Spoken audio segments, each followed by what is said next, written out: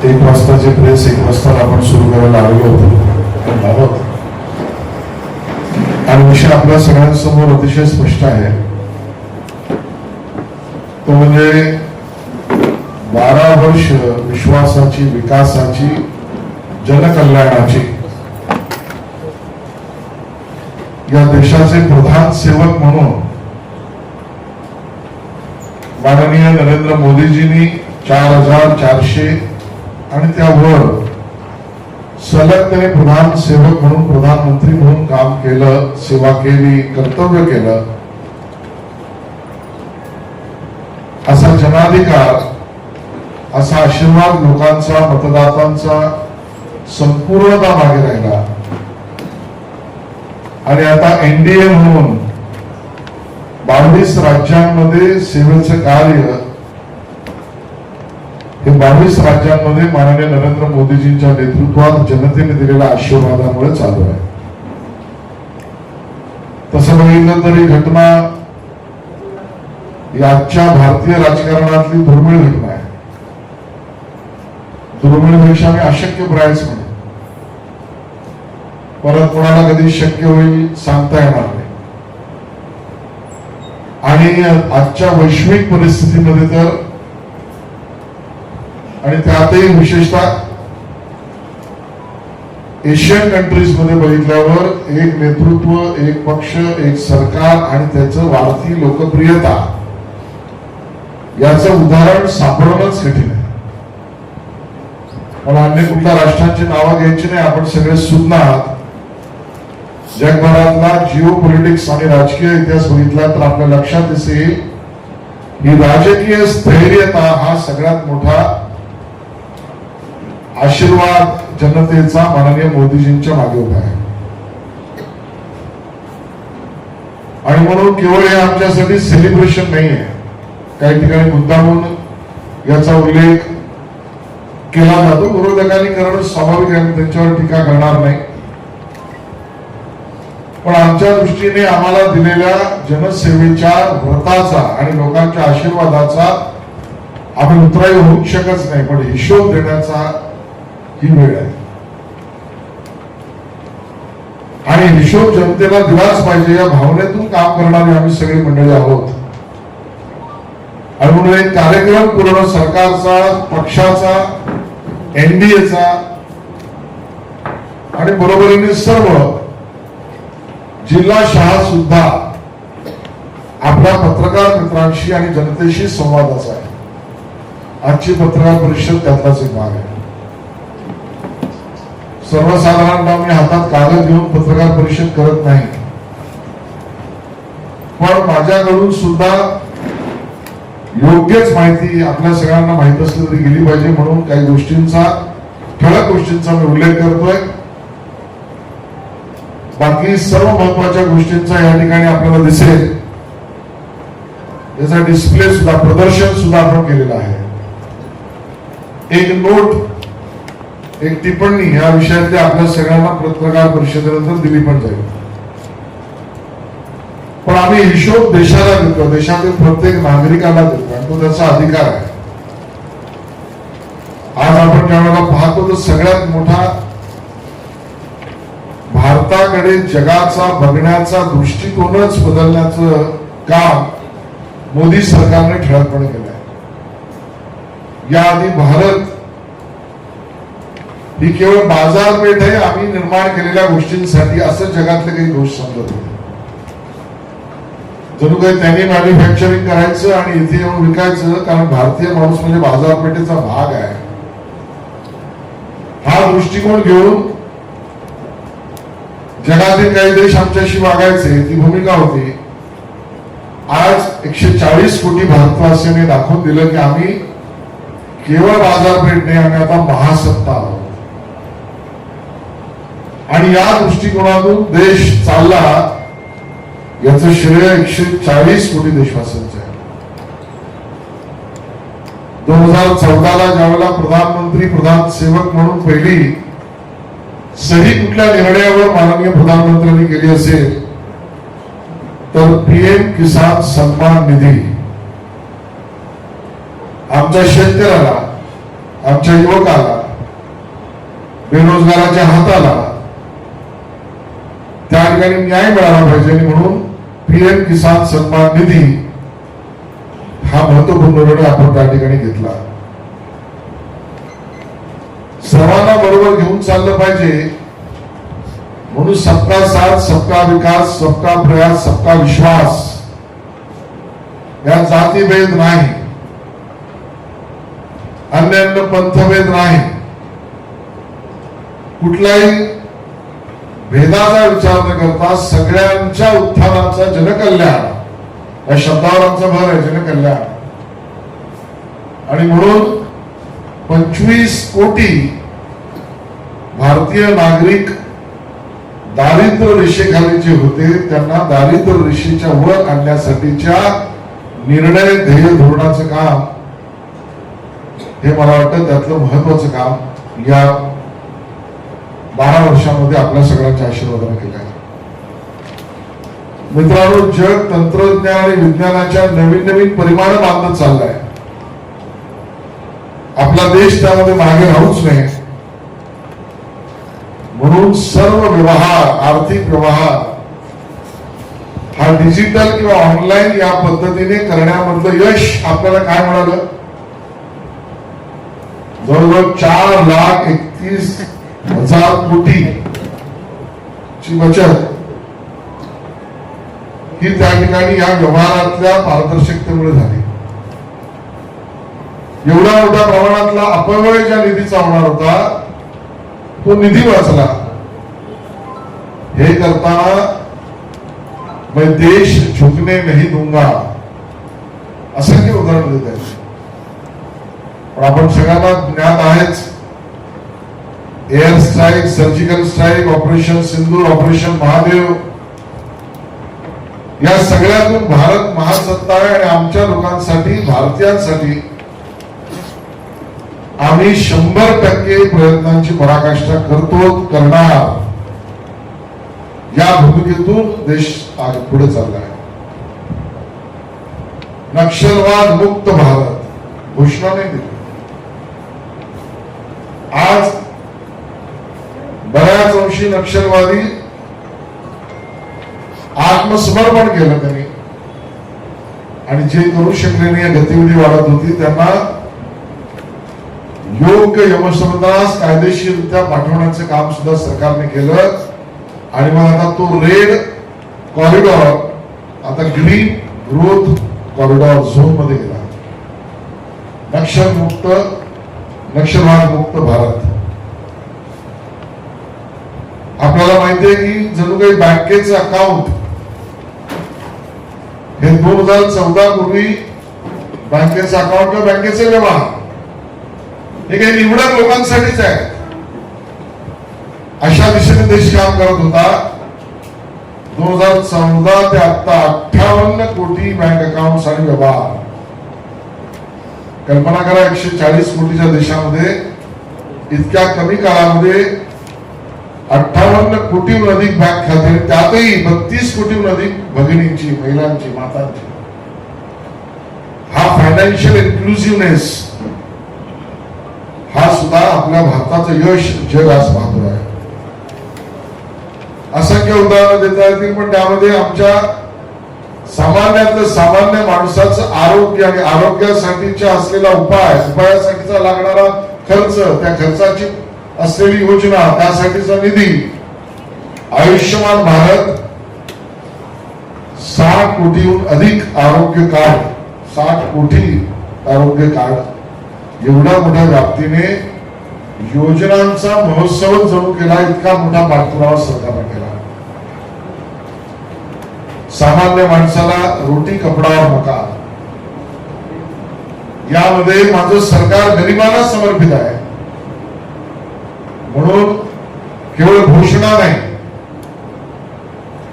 तर पंतप्रधान आवास योजनेत 4 कोटीहून जास्त कुटुंबांना घर, 12 कोटीच्या वर महिलांना ज्यांच्याकडे गॅस नव्हता त्यांना गॅस उज्ज्वलाचा पोहोचवणं आणि 16 कोटीहून अधिक लोकांना घरापर्यंत पिण्याच्या पाण्याचं कनेक्शन हर घर नल या पद्धतीचं भरीव योगदान आणि काम, सेवेचं काम या सरकारने केलं. योग्य उल्लेख आपण केला. इज्जत घर, माझ्या माता भगिनींना पर्याय नाही म्हणून दुर्दैवाने त्यांच्या विधीसाठी सुद्धा बाहेर काळोखात किंवा उजेड न पडता जावं लागतं. 12 कोटी शौचालयाची निर्मिती, त्याला नाव इज्जत घर. आणि आमचा पथविक्रेता, ज्याला आपण हॉकर म्हणतो, त्याला सुद्धा करोनाच्या काळामध्ये माल गेला फुकट, नवीन माल घ्यायला पैसे नाही, विकत घेणारा माणूस नाही, परत धंदा उभा करायचा कसा, तर त्याला पीएम स्वनिधी योजनेत सुद्धा कर्ज 74 लाखच्या वर लोकांना. या सगळ्याने अशा योजना, या जनकल्याणाच्या योजना, आणि त्यामध्ये आमचा आदिवासी बांधव सुद्धा त्याच्या कल्याणासाठी 15,000 कोटी रुपये खर्च, योजना, काम. आपल्याला सगळ्यांना याची कल्पना आहे की या जगातली सगळ्यात मोठी योजना कदाचित असेल.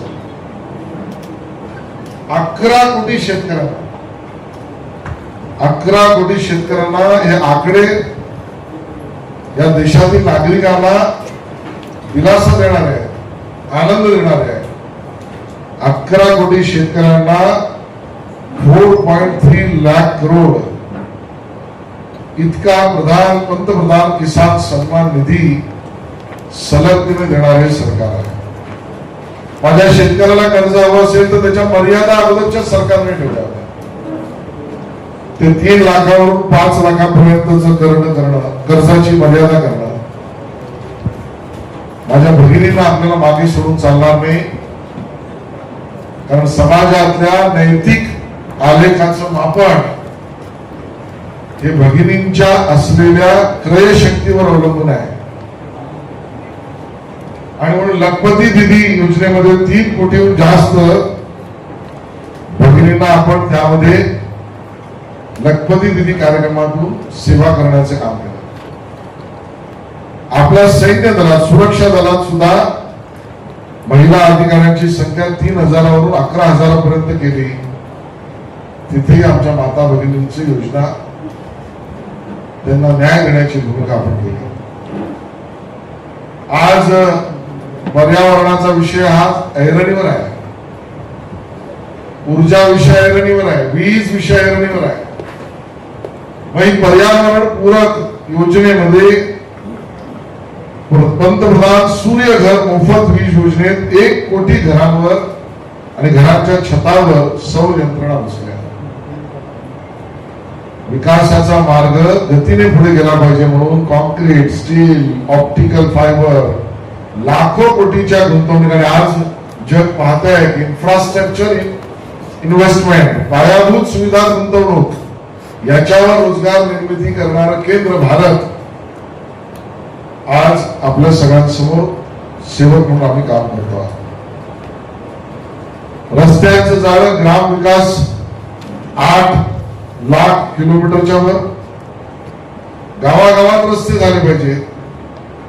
आणि त्याच पद्धतीने हायवेजचा निर्माण, महामार्ग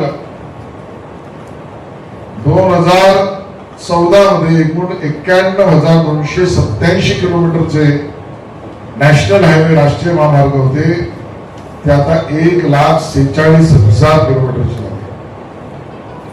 विक्रम असा झाला, जाणकार सांगतात जवळजवळ 11.6 किलोमीटर पर डे, प्रत्येक दिवशी 11.6 किलोमीटरचे हायवेज, नॅशनल हायवेज म्हणतायत. या पद्धतीचं कार्य हे आज त्या ठिकाणी गतीने चालू आहे. सिंचनाच्या विषयात सुद्धा संचित क्षेत्राची वाढ 1 लाख हेक्टरच्या वर, 109 लाख हेक्टर शेत जमिनीला सूक्ष्म सिंचन करण्याच्या बाबतीत त्या दिशेने आपण भरीव काम करू शकलो. आणि अगदी गावातले रस्ते केले, नॅशनल हायवे केले, तर दुर्गम भागात सुद्धा कोणी कल्पना नव्हती केली तिथे नवीन पंबन पूल, अटल टनेल, चिनाब पूल, हे विक्रमी दुर्गम भागातल्या ब्रिजेस आणि रस्त्यांचं जाळं सुद्धा उभं करणारा या देशाने गती वाढवलेली आहे. रेल्वे आपला महत्वाचा मार्ग आहे. आणि म्हणून रेल्वेच्या ब्रॉडगेज विद्युतीकरणाचे काम 99% पूर्ण आणि रेल्वे स्टेशनचा पुनर्विकास जागतिक दर्जाच्या मानकांनुसार ते सुद्धा 1300च्या वर railway station, Vande Bharat train, त्याची उपयोगिता, त्याचं इंजिनिअरिंग मार्वल आपल्या सगळ्यांसमोर उभंच आहे. आपल्या सगळ्यांना सांगायला आनंद होतो की विमानतळाची संख्या 67 वर्षात भारतामध्ये 74 होती. 74 विमानतळ 67 वर्षात, आता 12 वर्षात 90हून अधिक विमानतळ पूर्ण आणि आता 164 होतील, 164 होतील. भारत नेट हा असा प्रकल्प आहे जगात पथदर्शी ठरतोय. प्रत्येक गावाला डिजिटल कनेक्शनने जोडणं काम चालू आहे. 2,14,000 ग्रामपंचायतींना डिजिटली जोडण्याचं काम आपण त्या ठिकाणी केलं. आपल्या मेडिकल सीट्स वाढल्या पाहिजे म्हणून नवीन 23 एम्सची हॉस्पिटल ही सुद्धा आपण उभी केली. त्यामुळे शिक्षण, युवक, माता भगिनी, शेतकरी, कर्मचारी, कामगार, श्रमिक कामगारांना न्याय देणारे कायदे, युवकांना रोजगार निर्मिती व्हावेत म्हणून दिलेलं स्टार्टअप, मुद्रा लोन, याचं लोन, सर्व विभागातील सर्वंकष विकासाच्या दृष्टीने केलेलं कार्य. याबरोबर आपली ओळख, आपला वारसा जो आहे तो जपण्याचं काम सुद्धा मोदी सरकारचं आपल्या सगळ्यांसमोर मांडताना आनंद होतो. आणि मग सुभाषचंद्र बोस यांचा भव्य पुतळा असेल इंडिया गेटवर, परमपूज्य भारतरत्न डॉक्टर बाबासाहेब आंबेडकर यांच्या संबंधित 5 प्रमुख स्थळे पंचतीर्थ याचं कार्य असेल, सरदार पटेल यांचा स्टॅच्यू ऑफ युनिटी असेल, नवीन संसद भवन असेल, ते आदिवासी अभिमान दिन घोषित करणं असेल, अशी असंख्य उदाहरणं आपल्या वारशांच्या जपवणुकीची आहेत.